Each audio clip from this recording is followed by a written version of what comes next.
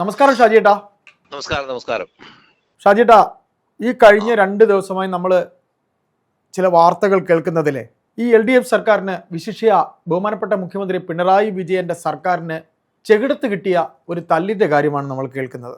ജനത്തെ പറ്റിക്കുന്നു, അല്ലേ? ജനത്തെ പറ്റിക്കുന്നു.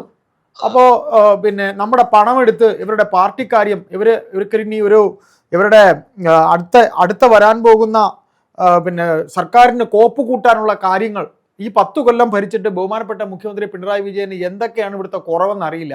അദ്ദേഹത്തിന്റെ സഖാക്കളെ എങ്ങനെ പോയി പെരുമാറണമെന്ന് പഠിപ്പിച്ചു വിടുന്നു. എന്തെങ്കിലും ആശങ്കയുണ്ട് കേട്ടോ പുള്ളിക്ക്. അദ്ദേഹത്തിന് ആശങ്കയുണ്ട്. സഖാക്കൾ ചിലപ്പോൾ മൃഗമായി തീർന്നാലോ. ഇപ്പം മൃഗങ്ങളാണല്ലോ എല്ലാം, മനുഷ്യത്വം ഇല്ലല്ലോ. ചേട്ടാ, എൻ്റെ സംശയം അധികം വളച്ചു കിട്ടുന്നില്ല.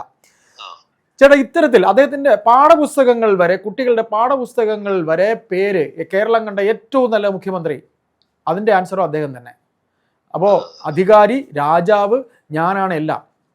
അപ്പോൾ ഇത്തരത്തിൽ പോകുന്ന ഈ ഭരണത്തിന്, ഈ പറയുന്ന രീതിയിൽ ഒരു തുടർ ഭരണത്തിന് ശ്രമിക്കുമ്പോൾ ഈ ജനം എന്താണ് ഇദ്ദേഹത്തെക്കുറിച്ച് മനസ്സിലാക്കാനുള്ളത്?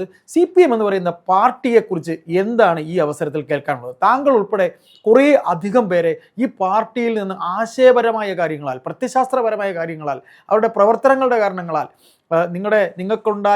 നിങ്ങൾക്ക് അവരോട് യോജിച്ചു പോകാൻ കഴിയാത്ത കാരണം നിങ്ങൾ സ്വമേധയോ അല്ലെങ്കിൽ പാർട്ടിയുടെ അച്ചടക്ക രീതി അനുസരിച്ച് പുറത്താക്കപ്പെട്ടവരാണ്.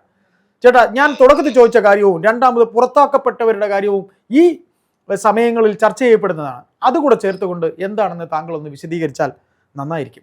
അല്ല, ഇതിനകത്ത് വളരെ പ്രാഥമികമായ ഒരു കാര്യം എന്താന്ന് പറഞ്ഞാൽ, ഞാൻ സ്ഥിരമായി പറയുന്നതാണ്, ഇയാൾ കമ്മ്യൂണിസ്റ്റും അല്ല, മനുഷ്യരും അല്ല, മൃഗമാണ്. കമ്മ്യൂണിസ്റ്റും അല്ല, പിന്നെ മനുഷ്യരിൽ നമ്പർ 1 മൃഗമാണ് ഇയാൾ.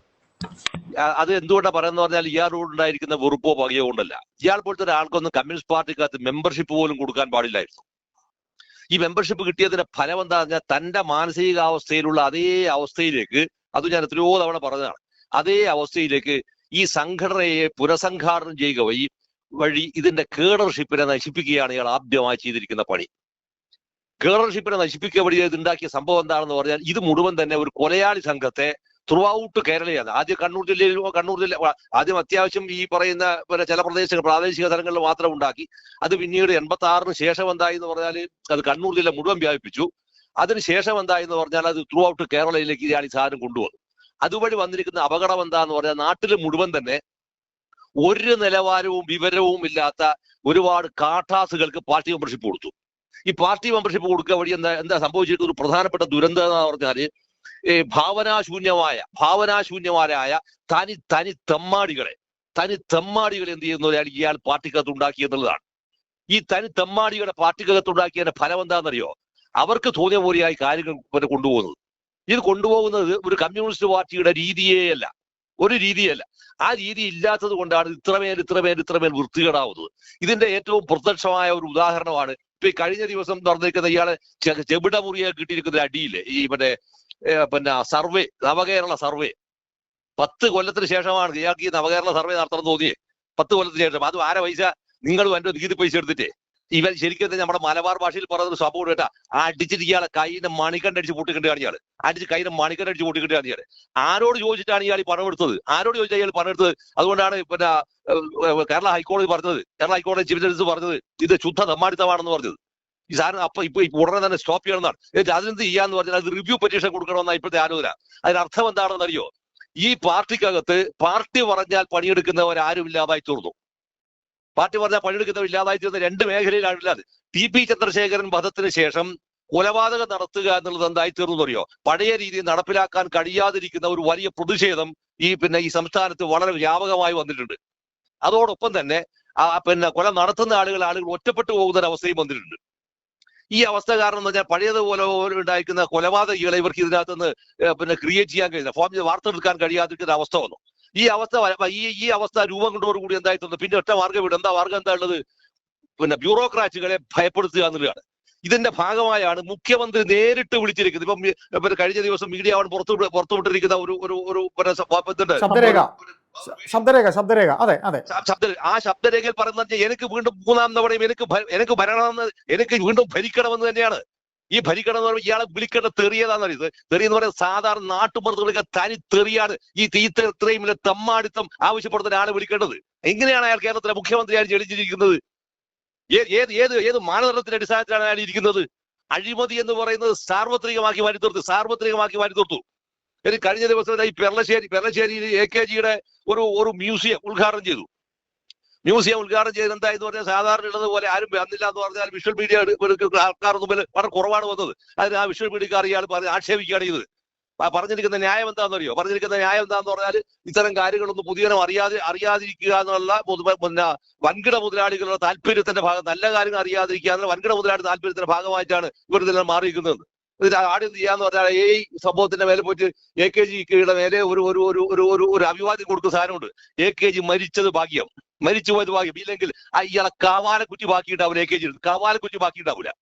ഇത്രയേറെ അധാർമികത ഒരു കമ്മ്യൂണിസ്റ്റ് പാർട്ടിയുടെ മേലെ ചെയ്തിട്ട് AKG പരിഹസിക്കലോ? അവിടെ പോയിട്ട് പരിഹസിക്കലോ? നമ്മൾ തിരിച്ചറിയേണ്ട സംഭവം എന്താണെന്ന് പറഞ്ഞാൽ AKG വിളിക്കുന്ന പേര് തന്നെ പാവങ്ങളുടെ വർത്തനം എന്നാണ്. ഏത് പാവങ്ങളുടെ വിഷയമാണ് ഇയാൾ അഡ്രസ് ചെയ്തിട്ടുള്ളത്?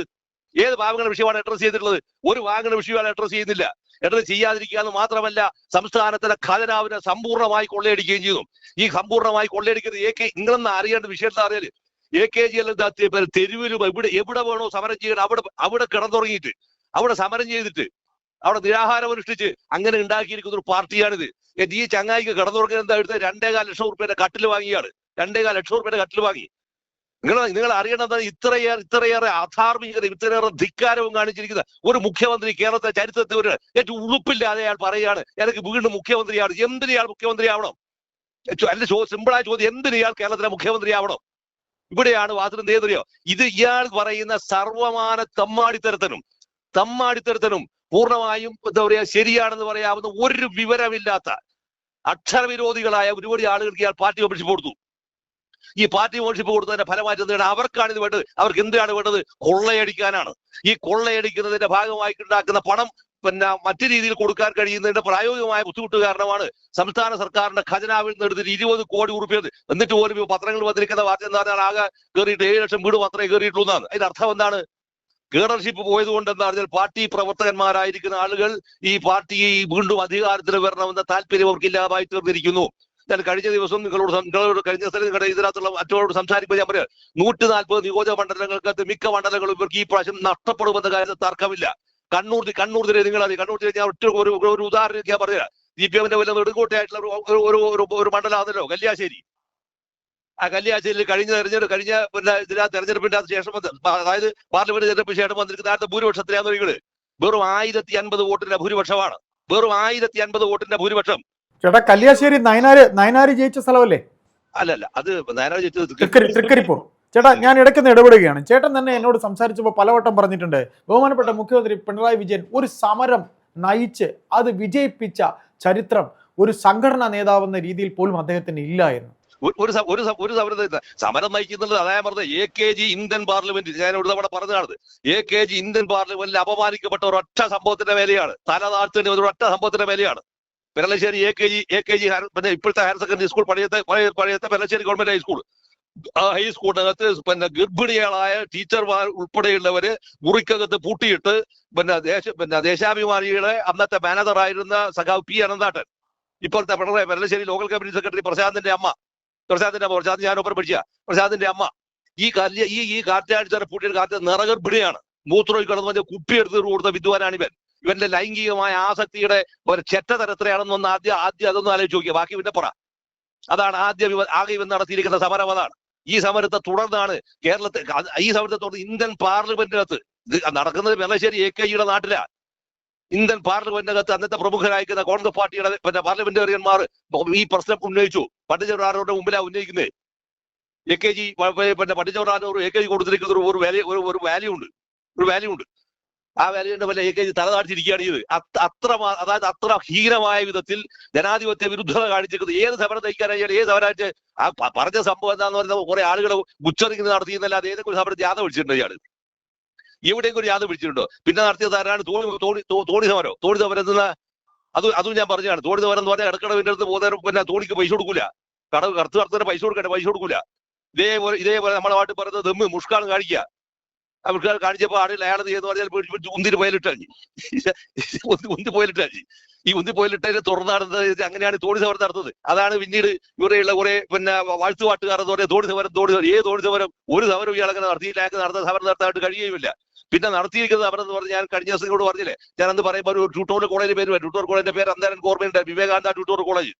ആ വിവേകാനന്ദ ട്യൂട്ടോറിയൽ കോളേജ് നടത്തിയിരിക്കുന്ന സമരം, ആ സമരത്തിനകത്ത് പങ്കെടുത്തിരിക്കുന്ന ഒരാളാണ് ഞാൻ. സമരത്തിൽ നേരത്തെ കൊടുത്തിരിക്കാൻ യാത്ര മറിച്ച് ഞാനത് പറഞ്ഞാണ് സാധനത്തിൽ ആ സമരം പൊളിക്കാൻ. ഷാജിട്ടാ, അപ്പൊ നമ്മൾ മറ്റൊരു കാര്യം കൂടെ നമുക്ക് ഈ സംസാരത്തിൽ പറയേണ്ടതുണ്ട്. എന്റെ രണ്ടാമത് ചോദ്യമായിരുന്ന ഈ പ്രസ്ഥാനത്തിൽ നിന്ന് പുറത്താക്കപ്പെട്ട, അതായത് വർഷങ്ങൾക്ക് മുമ്പ്, താങ്കളൊക്കെ ഏതാനും വർഷങ്ങൾക്ക് മുമ്പ് സംഘടനാ രീതി അനുസരിച്ച് ചില ആശയങ്ങളുടെ പേരിൽ, പൊരുത്തക്കേടുകളുടെ പേരിൽ പാർട്ടിയിൽ നിന്ന് പുറത്താക്കപ്പെട്ട വ്യക്തിയാണ്.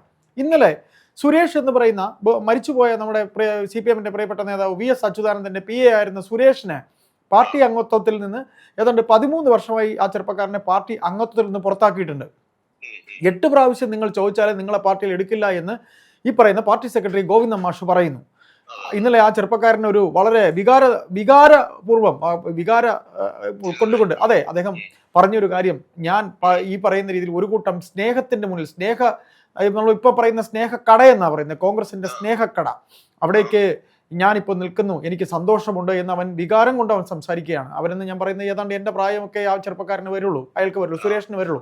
ഏതായാലും ഈ സുരേഷ് ഇത് പറയുമ്പോൾ താങ്കൾ ഉൾപ്പെട്ട ഒരു കൂട്ടം നേതാക്കൾക്ക് ബഹുമാനപ്പെട്ട MV രാഘവൻ മുതൽ താങ്കൾ ഉൾപ്പെട്ടവർ പാർട്ടിയിൽ നിന്ന് പുറത്താക്കപ്പെടുന്ന സമയത്ത് ഈ പാർട്ടി കാണിച്ചിരുന്ന ചില നീചത്വ സ്വഭാവങ്ങളുണ്ട് ചേട്ടാ എന്ന് അത് താങ്കൾ നേരിട്ട് അനുഭവിച്ച ഒരാളാണ്. സുരേഷിലൂടെ താങ്കൾ അതുകൂടെ വിവരിച്ചുകൊണ്ട് നമുക്ക് ഈ സംസാരം അവസാനം. ഇതിനകത്ത് രണ്ട് സാധനം പറയാനുണ്ട്. ഒന്നാമതെന്ന് പറഞ്ഞാൽ ഇയാൾ ഈ പറയുന്ന വലിയ വികസനത്തിന്റെ പടായി പറയാം. ഞാൻ പറയാം, അതിന് മുമ്പേ 2 സാധനം പറയുന്നുണ്ട്. ഇയാളുടെ സ്വന്തം മണ്ഡലാണല്ലോ ധർമ്മട നിയോജക മണ്ഡലം. ഈ ധർമ്മട നിയോജക സ്കൂൾ എത്ര പൂട്ടിയിട്ടുണ്ടെന്ന് അറിയോ? ഈ ശിവൻകുട്ടിയെ പോലത്തെ വിവരക്കേട് വന്നിട്ട് ആടെയും വിഡിത്ത പറയുന്നേരം ആദ്യം അന്വേഷിക്കുക, DO-ന്റെ അടുത്തോ AE-ന്റെ അടുത്തോ അന്വേഷിക്കുക എത്ര സ്കൂളുകളുണ്ട് ഈ ധർമ്മട നിയോജക മണ്ഡലത്തിൽ ഇവിടെ പൂട്ടിയിട്ടുണ്ട് എന്നുള്ള കാര്യം. രണ്ടാമത്തെ വിഷയം, സ്പീക്കറും വലിയ ബടായി വിടുന്നുണ്ടല്ലോ. സ്പീക്കറെ പഠനമായ തലശ്ശേരിയിൽ എത്ര സ്കൂൾ പൂട്ടിയിട്ടുണ്ടെന്ന് അറിയിച്ചുകൊണ്ട് കോടിയേരി ബാലകൃഷ്ണൻ എന്ന് പറയുന്ന ആൾ CPM-ന്റെ പഴയ സംസ്ഥാന സെക്രട്ടറി, അയാൾ പഠിച്ചിരുന്ന സ്കൂളുണ്ട് കോടിയേരി ഹൈസ്കൂൾ. അത് ബ്രിങ്ക് ഓഫ് ഡെത്ത് ആണ്. തലശ്ശേരി ഹാർട്ടിൽ ഉള്ള ഒരു 2 സ്കൂളുണ്ട്. ആ രണ്ട് സ്കൂളുകൾ, ഒന്ന് പോലീസ് സ്റ്റേഷന്റെ അടുത്ത് വരുന്ന പുതിയ പോലീസ് സ്റ്റേഷന്റെ അടുത്ത് വരുന്ന ഒരു സ്കൂൾ, മറ്റേ ചിത്രവാണി തിയേറ്ററിന്റെ അടുത്ത് വരുന്ന സ്കൂൾ. ഈ 2 സ്കൂൾ പൂട്ടി. ഈ പൂട്ടിയിരിക്കുന്ന ഇതാണ് ഇവർ പറഞ്ഞ് വികസനപടായും ഇതിന്റെ സർവേ നടത്താൻ പ്രാഥമികമായിട്ട് ഒരു കാര്യം ഞാൻ ഇപ്പൊ കൂടി ഞാൻ പറഞ്ഞത്. അപ്പോൾ ഈ പറയുന്ന കാര്യങ്ങൾ തന്നെ ശുദ്ധ അസംബന്ധങ്ങളും നുണകളുമാണ്. ഈ നുണ ഇയാൾക്ക് എന്ത് പറഞ്ഞാൽ ഈ അടുത്ത UDF ഗവൺമെന്റ് വന്നു കഴിഞ്ഞാൽ ധവളപത്രം പുറപ്പെടുവിക്കുകയും അതോടൊപ്പം തന്നെ അന്വേഷണ വിധേയമാവുകയും ചെയ്യുമ്പോൾ തെരുവിലൂടെ നടന്നു പോകാൻ കഴിയാത്ത അവസ്ഥയിലേക്ക് ഇയാൾ മാറും. ആ ഭീതി അയാളെ അലട്ടുന്നത് കാരണമാണ് എങ്ങനെ വന്നാൽ പോലും ഭരണം എനിക്ക് കിട്ടണം, ഭരണം കിട്ടിയില്ലെങ്കിൽ ഇത് ഉറങ്ങാൻ കഴിയില്ല, ഭയം ഇല്ലെങ്കിൽ എന്താവശ്യത്തിനാണ് മിസ്റ്റർ അയ്യപ്പദാസ് പിണറായി ഒരു പോലീസ് സ്റ്റേഷൻ? എന്താവശ്യത്തിനാണ് പിണറായി പോലീസ് സ്റ്റേഷൻ? എന്ത് രാഷ്ട്രീയ താല്പര്യമാണ് പിണറായി പോലീസ് സ്റ്റേഷന്റെ ആവശ്യം? എന്തെങ്കിലും ആവശ്യമുണ്ടോ? അവിടെ കൊണ്ടുവന്ന പിണറായി പോലീസ് സ്റ്റേഷൻ കൊണ്ട് ഇന്നലെയായിരുന്നു ഇതിന്റെ ഉദ്ഘാടനം. ഞാൻ പറഞ്ഞെന്താ പറഞ്ഞാൽ ഈ മാതിരി ശുദ്ധ ജനവിരുദ്ധമായ കാര്യങ്ങൾ പരസ്യമായി ചെയ്യുകയും അത് മുഴുവൻ തന്നെ തന്റെ ആവശ്യാർത്ഥമായിട്ട് മാറ്റി തീർക്കുകയും ചെയ്യുന്ന ഒരു മഹാവൃത്തികെട്ട അഥവ പ്രവൃത്തിയാണ് ഇയാൾ ഇപ്പോഴും ചെയ്തുകൊണ്ടിരിക്കുക, നേരത്തെ ചെയ്തുകൊണ്ടിരുന്നതാണ്. അതല്ലേ രണ്ടാമത്തെ വിഷയങ്ങൾ പറഞ്ഞിരിക്കുന്ന സുരേഷിന്റെ വിഷയം. ഈ സുരേഷിനെ ഞങ്ങൾ തിരിച്ചെന്ന് അറിയേണ്ട വിഷയം എന്താ അറിയോ? കേരളത്തില് ഏറ്റവും കൂടുതൽ ആളുകൾ, അതായത് സാമാന്യം തെറ്റില്ലാതെ പൊതുജനങ്ങളുടെ സ്വീകാര്യത ഉണ്ടായിരിക്കുന്ന ആളുകൾ പോകുന്ന പാർട്ടി ഇപ്പൊ ഏതായിട്ട് മാറിക്കഴിഞ്ഞു? കോൺഗ്രസ് ആയി മാറിയില്ലേ? സാധാരണ നിലയിൽ എന്താ ഉണ്ടാവാറുള്ളത്? കോൺഗ്രസിൽ നിന്ന് തിരിച്ച് കമ്മ്യൂണിസ്റ്റ് പാർട്ടിയിലേക്കാണ് ആളുകൾ പോകുന്നത്. ഇപ്പൊ നേരെ തിരിച്ചു ആ സംഭവം വരുന്നത്. ഇതിനർത്ഥം എന്താ? ലളിതമായി ഞാൻ പറഞ്ഞുതരാം. സംഭവം കേരളം എന്താവുകയാണെന്ന് അറിയോ? കേരളത്തിലെ പാർട്ടി ബംഗാളിലെ പാർട്ടിക്ക് സമാനമായി മാറിയിരിക്കുന്നു എന്നുള്ളതാണ്. ഇതിനപ്പുറത്ത് വേറെ വിശദീകരണമൊന്നുമില്ല. അതുകൊണ്ട് തന്നെ ഇനി ഒട്ടനവധി പേരെന്ത് ചെയ്യുന്നു? അത് മാത്രം അത് ഒരു പൊതുമണ്ഡലത്തിനകത്ത് വളരെ ഗംഭീരമായിരിക്കുന്ന സ്വീകാര്യതയുള്ള ആളുകൾ മാത്രമല്ല, അവർക്കെല്ലാം തന്നെ എന്താ പറയാ വളരെ പ്രതീക്ഷയോടെ നോക്കിക്കാണാൻ പറ്റുന്ന വ്യക്തിത്വമുള്ള ആളുകളാണ് ഇത് എന്ന് പറഞ്ഞാൽ ഇപ്പൊ ഈ UDF-ന്റെ ഭാഗമായി വരാതെ കോൺഗ്രസിലേക്ക് അവർ പോകുന്നു എന്നുള്ളത്. തിരിച്ച് ഇവന്റെ തുറുകണ്ണ് വെച്ച് കാണേണ്ടതാണത്. ഇതിനകത്തുള്ള ആളുകൾ മുഴുവൻ തന്നെ പോവുകയാണ്. ഇത് അവസാനം എന്താവും അറിയോ? ഒരാൾക്ക് വേണ്ടാത്ത താനി അലവലാദികളുടെയും തെമ്മാടികളുടെയും ഒരു കൂട്ടം മാത്രമായി ഏത് മാറുന്നറിയോ? ഈ പാർട്ടി മാറുന്നുള്ളതാണ്. ഒരാളോട് നിങ്ങൾക്ക് മാന്യമായി സംസാരിക്കാൻ അറിയാം? മാന്യമായിട്ട് ഒരാളോട് സംസാരിക്കാൻ അറിയാമോ? ഇന്നേ വരെ ഏതെങ്കിലും സ്ഥലത്ത് ഇയാൾ സംസാരിച്ചിട്ടുണ്ടോ? മാന്യമായി സംസാരിച്ചിട്ടുണ്ടോ? ഒരു സ്ഥലത്ത് പോലും ഇയാളുടെ മുഷ്കും വിവരക്കേടും ധിക്കാരവുമാണ് ഒരു പൊതുബോധമെന്നും ആ പൊതുബോധത്തിന് നിങ്ങൾ സറണ്ടർ ചെയ്തുകൊണ്ടെന്ന് പറഞ്ഞാൽ എന്നിട്ട് അത്രയും അധാർമിക പറയുന്ന ഒരാളെ വീണ്ടും 3-ാം തവണയും അധികാരത്തിൽ വരുത്തണമെന്ന് കച്ചകെട്ടി ഇറങ്ങിയിരിക്കുന്ന ഇവിടെയുള്ള മന്ത്രിമാർ സത്യത്തിൽ ഇവർക്ക് ഷണ്ടത്വം ബാധിച്ചു പോയോ? ഷണ്ടത്വം ബാധിച്ചു പോയോ ഇവർക്കല്ലോ? ഒരു മനുഷ്യനായി നിൽക്കട്ടെ വാസ്തവത്തിൽ, മനുഷ്യനായി നിൽക്കട്ടെ. ഈ മനുഷ്യനായി ഉയർന്നു നിൽക്കാനുള്ള സമരമാണ് ഈ ഭൂമിയിൽ ഏറ്റവും വലിയ സമരം. അതിനു വേണ്ടിയാണ് കമ്മ്യൂണിസ്റ്റ് പാർട്ടി സമരം നടത്തിയ ലോകത്തിന്, മറ്റൊന്നിനുമല്ല. അത് അവന്റെ ജന്മാവകാശമായിട്ടുള്ള സാധനം. ഞാനൊരു മനുഷ്യനാണെന്ന് ഞാനിപ്പോ സ്ഥിരമായി പറയുന്ന ഒരു സാധനമുണ്ട്. ഒരു സിനിമക്കകത്ത് പറയുന്ന ഒരു കഥാപാത്രമാണ്, you can die like a man or a dog, the choice is yours. You can die like a man or a dog, the choice is yours. I want to die like a man. എനിക്ക് മനുഷ്യനായി മരിക്കണം, എനിക്ക് മനുഷ്യനായി മരിക്കണം. ഇവനെ പോലത്തെ കടപ്പണം കെട്ടവന്റെ അടിമയായിരുന്നത് മരിക്കാൻ എനിക്കിഷ്ടമല്ല. ഈ ഇഷ്ടമല്ലെന്ന് പറയാവുന്ന ബോധത്തിനാണ് നാം ജനാധിപത്യം എന്ന് പറയുന്നതാണ്. ഈ ജനാധിപത്യ അവകാശത്തിന്റെ ഭാഗമായാണ് ഇപ്പൊ സുരേഷ് പറഞ്ഞില്ലേ, ഞാൻ ഇവിടെ പിന്നെ മാന്യമായത് ചിരിക്കാൻ സന്തോഷത്തോടെ പെരുമാറാൻ കഴിയുന്ന കുറെ ആളുകളുടെ കൂട്ടത്തിനിടയാണ് നിൽക്കുന്നത്. എത്രമാത്രം പിന്നെ സന്തോഷത്തോടു കൂടിയാണ് സുരേഷ് ആ കമന്റ് പറയുന്നത്. ഇതിനകത്ത് ആളുകൾ നിൽക്കുന്നത് എങ്ങനെയാണ്? ഇവനെ പേടിച്ചിട്ട് നിൽക്കണം അല്ലേ? ഈ പേടിച്ചത് ഭയം എന്ന് പറയുന്ന സംഭവത്തെ നിർമ്മിച്ചുകൊണ്ട് ഭയം മാത്രമാണ് നിങ്ങളെ ഭരിക്കാതെ. അതൊരു ഓർവെലിയൻ സ്റ്റേറ്റ് ആണത്, ഓർവെലിയൻ സൊസൈറ്റിയാണത്. ഓർവെലിയൻ സൊസൈറ്റി അല്ല നമുക്ക് വേണ്ടത്, നമുക്ക് തുറസായ സൊസൈറ്റിയാണ് വേണ്ടത്. ഈ തുറസായ സൊസൈറ്റിക്ക് വരെ ഓർവെലിയൻ സൊസൈറ്റി ഉണ്ടാക്കുന്നതിന് ഏറ്റവും ഭീകരമായ ഒരു സംഭവം ഉണ്ടാക്കി തീർത്തത് എപ്പോഴാന്ന് പറഞ്ഞാൽ 1986 MBR പുറത്തു പോയപ്പോ ഈ പറയുന്ന കടപ്പണം കെട്ടിയാണ് അന്ന് ഉറങ്ങിയിട്ട് കിടക്കയിൽ വിടിട്ട് CPM കണ്ണൂർ ജില്ലാ സെക്രട്ടറി ആയത്. അന്ന് കണ്ണൂർ ജില്ല അരങ്ങേറിയിരിക്കുന്ന പേക്കൂത്തുകൾ എന്ന് പറയുമ്പോൾ നരകതുല്യമായ അവസ്ഥയാണ് വാസ്തവത്തിൽ ഈ കണ്ണൂർ ജില്ലയിൽ ഉണ്ടാക്കുക. ഒരാൾക്ക് റോഡിലൂടെ നടന്നു പോകാൻ ഇയാൾ സംഭവിച്ചിട്ടില്ല, ഒരാളെ തെരുവിലൂടെ നടന്നു പോകാൻ സംഭവിച്ചിട്ടില്ല. പരിഹാസം, പുച്ഛം, അടി, പൊളിക്കല്, ഇഷ്ടമല്ലാത്ത ആളുകളുടെ വാഴ വലിക്കല്, PR കുറിപ്പ് എന്താണോ പാനൂഴിച്ചത് അത് മാത്രമായിരുന്നു ഇവിടെ ഈ പറയുന്ന കണ്ണൂർ ജില്ലയിൽ ഇയാൾ ചെയ്തു വെച്ചത്. അത്രമേൽ മഹാവാതകങ്ങൾ ഈ മഹാവാതകങ്ങൾ ചെയ്തിട്ടും ഇവന്റെ മുമ്പിൽ പോയിട്ട് സറണ്ടർ ചെയ്യാൻ ജീവിച്ച കുറെ മനുഷ്യന്മാരുണ്ടോ ഈ കണ്ണൂർ ജില്ലയിലും കേരളത്തിലും ഉണ്ട്. അവരിപ്പോഴും ഫൈറ്റ് ചെയ്യുന്നുണ്ട്. അത് ഇവരെ പോലത്തെ ആളുകളുടെ അധികാരത്തിന് ഒരു ഇഞ്ച് പോലും മുട്ടുമടക്കാതെ പൊരുതുന്നവരാണ് ജനാധിപത്യത്തിന് വേണ്ടി സംസാരിക്കുന്ന സാധാരണക്കാരായിരിക്കുന്ന മനുഷ്യരവരാണ്. ആ മനുഷ്യന്റെ മുമ്പിൽ ഇവന്റെ അധികാരം എന്താ അറിയോ? ഇവന്റെ അധികാരത്തിന് നമ്മൾ സാധാരണ പറയുന്ന ഒരു വാക്കില്ലേ, തൃണമാണ് ഇവന്റെ അധികാരം. ആ ബോധമുള്ളവരാണ് വാസ്തവത്തിൽ ഏറ്റവും വലിയ മനുഷ്യത്തെയും ആ ബോധമുള്ളവനാണ് ഏറ്റവും വലിയ ജനാധിപത്യ ബോധോട് അവനെയാണ് നാം വിളിക്കാതെ ഇടതുപക്ഷക്കാരൻ അല്ലെങ്കിൽ കമ്മ്യൂണിസ്റ്റ് എന്നെല്ലാം വിളിക്കുന്നത്. അല്ലാതെ 1500 പോലീസുകാരുടെ അകമ്പടി ഉണ്ടായി ഉറങ്ങുന്നേരം 400 പോലീസുകാർ കാവലെത്തിട്ട് ഉറങ്ങുന്നിടത്തൊന്നും വലിയ സംഭവമൊന്നുമില്ല. നാട്ടുകാരുടെ പൈസ, സമൂഹത്തിന്റെ പൈസ, ആ പൈസ 2.25 ലക്ഷത്തിന്റെ കട്ടിൽ വാങ്ങുക. എന്താ കഥ? അവിടെ ഇതാണ് വാസ്തവത്തിൽ ഇതിന്റെ ഏറ്റവും വൃത്തികെട്ടിരിക്കുന്ന ഒരു സംഭവമാണ്. അയ്യപ്പദാസെ. അവിടെ അത്തരം ഒരു അവസ്ഥയിൽ നിന്ന് കേരളത്തെ മോചിപ്പിക്കപ്പെടുക എന്നുള്ളതാണ് കേരളത്തിൽ അത് ഏറ്റവും പ്രധാനമായിട്ട് വരുന്ന ഒരു പ്രധാന സംഭവം. എന്നാണ് കേട്ടോ. അധികാര കേന്ദ്രം എന്ന് പറയുന്നത് ജനമാണ് അധികാരം, ജനങ്ങളുടെ ശക്തിയാണ് അധികാര ശക്തി എന്ന് പറയുന്നത്. അതിന് പകരം ഇവരെ പോലത്തെ കടപ്പണം കെട്ട കുറെ ആളുകളും തനി തെമ്മാടിക്കൂട്ടങ്ങളും നിർമ്മിക്കുന്ന അധികാര കേന്ദ്രം, അത് പാർട്ടിയുടെ അധികാര കേന്ദ്രമായി ദുർവ്യാഖ്യാനം ചെയ്തിട്ട് സംസ്ഥാനത്തിന്റെ ഖജനാവിൽ പണമെടുത്ത് പാർട്ടിക്ക് വേണ്ടി ഇത് ഉപയോഗിക്കുന്ന വ്യാജന ഇവന്റെ സുരക്ഷയ്ക്ക് വേണ്ടി ഉപയോഗിക്കാനുള്ള പ്രവൃത്തി നടത്തുക എന്ന് പറഞ്ഞ അർത്ഥം എന്താണ് അർത്ഥം? ശരിക്കും ഇയാളുടെ പേരിൽ വേറെ കോൺഗ്രസ് പാർട്ടി വേറെ ഇത് കേസ് കൊടുക്കേണ്ടതാണ് ഇയാൾക്കെതിരായിട്ട്, അല്ലെങ്കിൽ UDF കേസ് കൊടുക്കണം ഇയാൾക്കെതിരായിട്ട്. ഈ ഖജനാവിന് ഈ രീതിയിൽ കൊള്ളയടിച്ചിട്ട് വ്യക്തി താല്പര്യത്തിന് വേണ്ടി പണം ചെലവഴിച്ചു എന്ന് പറഞ്ഞിട്ട് ഇതിന് കോടതിയെ സമീപിച്ച് കോടതി ശിക്ഷിക്കണം ഇയാളെ. ചേട്ടാ, കുട്ടികൾക്ക് പഠിക്കാൻ നൽകിയ പാഠപുസ്തകത്തിൽ കേരളം കണ്ട ഏറ്റവും നല്ല മുഖ്യമന്ത്രി. കുട്ടികൾക്ക് പഠിക്കാനുള്ള പാഠപുസ്തകത്തിന്റെ ഇവന്റെ പേര് വെക്കുന്നതിനെതിരെ ഇയാളുടെ പേര് വായി തുറന്ന് ഒറ്റ തന്നെ ആൾ പറയുന്നത് ശാപവാക്കായി മാത്രമേ പറയുള്ളൂ.